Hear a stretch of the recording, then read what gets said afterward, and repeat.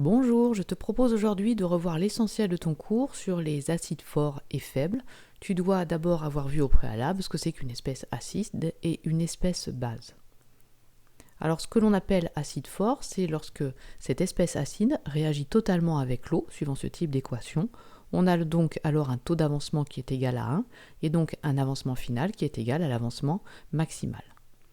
Un acide faible, donc, ne réagit pas totalement avec l'eau. Il y a un équilibre, c'est pour ça qu'il y a ici dans l'équation de la réaction une double flèche, et donc on a un taux d'avancement qui est inférieur à 1. Comme c'est un équilibre, eh bien on va définir une constante d'équilibre qui porte un nom particulier qui s'appelle la constante d'acidité. Pour un couple acide-base AH-, cette constante d'acidité est donc s'écrit de cette façon, avec l'équation qui est à sa gauche. Et on va définir également le pK qui est moins log de K. Alors, que veut dire cette constante d'acidité ? Eh bien, plus cette constante d'acidité est grande, plus l'acide est fortement dissocié, puisque l'équilibre est déplacé vers la droite de l'équation, dans le sens direct. Et donc, plus le pK est petit, également, plus l'acide est dissocié. Donc, on va pouvoir classer les acides faibles en fonction de leur force relative. Résumons ce que l'on vient de dire avec un petit dessin. Si je mets une espèce acide dans l'eau, eh bien, si c'est un acide fort, je vais avoir dans le bécher des molécules d'eau, sa base A- et des ions oxonium H3O+.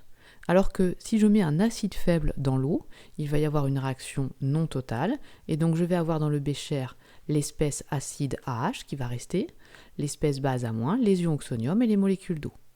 En utilisant le pKa de cet acide, je vais pouvoir classer mes acides faibles en fonction entre eux. Je vais pouvoir les classer suivant leur pKa. Plus le pKa est petit, plus l'acide est dissocié dans l'eau. Alors comment savoir justement quelle est l'espèce prédominante du couple dans l'état final ? Dans l'état final dans le bécher, est-ce que c'est AH qui prédomine ou A-? Eh bien pour cela, ce n'est pas compliqué dans le cas d'un acide fort, puisque dans le cas d'un acide fort, il est entièrement dissocié, donc il n'y a que la base du couple. Mais dans le cas d'un acide faible, eh bien on va utiliser ici un diagramme de distribution pour savoir si c'est AH qui prédomine ou si c'est A-. C'est-à-dire prédominer, ça veut dire en plus grande quantité.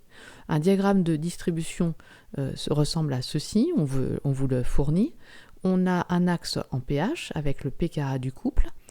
Inférieur à pKa, eh bien on peut lire la quantité d'acide et la quantité de base qu'il y a dans le bécher dans l'état final, et supérieur à pKa, on va pouvoir également lire sur ce diagramme la quantité d'acide et de base qu'il y a dans le bécher. On peut remarquer que si pH égale pKa, eh bien on a exactement la même proportion dans le bécher dans l'état final d'acide AH et de base A-. On peut utiliser également un diagramme de prédominance, c'est le diagramme de distribution mais sans les pourcentages, et celui-ci, il va falloir être capable de le construire. Si tu as besoin, regarde cette vidéo. Donc, ce diagramme se présente ainsi, toujours un axe en pH, le pKa. Pour pH égale pKa, eh bien, on a une quantité d'acide AH et de base A- qui est exactement identique. Inférieur à pKa, eh bien, si le pH est inférieur dans l'état final, cela veut dire que l'acide prédomine devant la base A-. Alors, comment déterminer maintenant en quantité cette composition dans l'état final ? Je veux connaître les quantités de matière. Alors, si c'est un acide fort, ce n'est pas compliqué. Il suffit de faire un tableau d'avancement.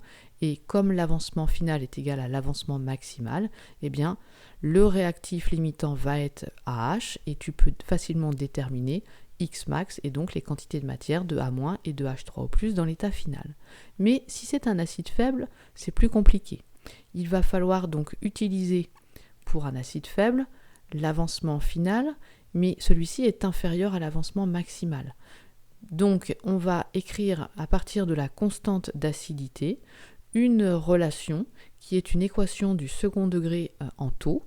Taux, c'est le taux d'avancement, et à partir de cette résolution de cette équation du second degré, tu vas pouvoir déterminer la quantité de matière de chacune des espèces dans l'état final. Alors je t'invite à regarder cette vidéo si tu ne sais plus très bien comment est-ce qu'il faut faire. Voici donc le résumé de ce cours en carte mentale, tu peux la télécharger en lien dans la description, et je te souhaite un bon apprentissage.